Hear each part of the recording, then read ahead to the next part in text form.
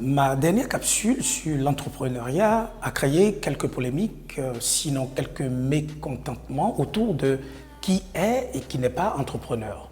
Mais au regard de la confusion presque générale entretenue, il importe de remettre certaines choses à l'endroit. Tenez par exemple, dans la plupart de nos pays, surtout nos pays en développement, nous pensons tous, et nous avons raison, que l'entrepreneuriat est la voie royale pour la sortie de pauvreté, pour amorcer le développement. Et qu'est-ce qu'on fait? On mobilise beaucoup de millions, j'allais dire beaucoup de milliards, et nous parlons beaucoup d'entrepreneuriat jeune, nous parlons beaucoup d'entrepreneuriat féminin, et nous regroupons des personnes, on leur apprend à créer une activité génératrice de revenus, une activité économique génératrice de revenus, et comment très bien gérer cette entreprise pour que cela marche. Et on est tout content d'avoir créé des entrepreneurs. Je dis non.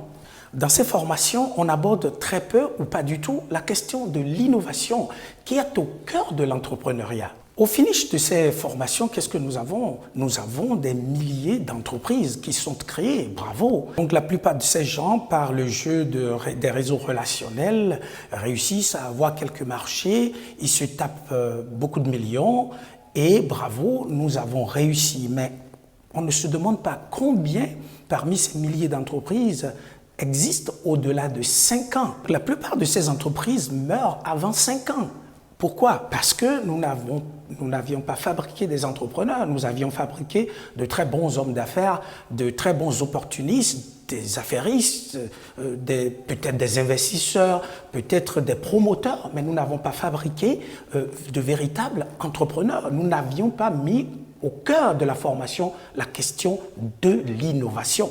Je le répète, lorsque vous repliquez une activité génératrice de revenus dans un secteur porteur sans aucun aspect innovant, à la conception de votre entreprise et pendant le développement de votre entreprise, vous n'êtes pas entrepreneur parce que vous n'avez pas réglé la question de durabilité. En somme, un entrepreneur, c'est celui ou celle qui, au début de la création de son entreprise, adopte la démarche de pourquoi, quoi et comment. Et c'est ce que nous allons développer dans notre prochaine capsule. Bon week-end à tous.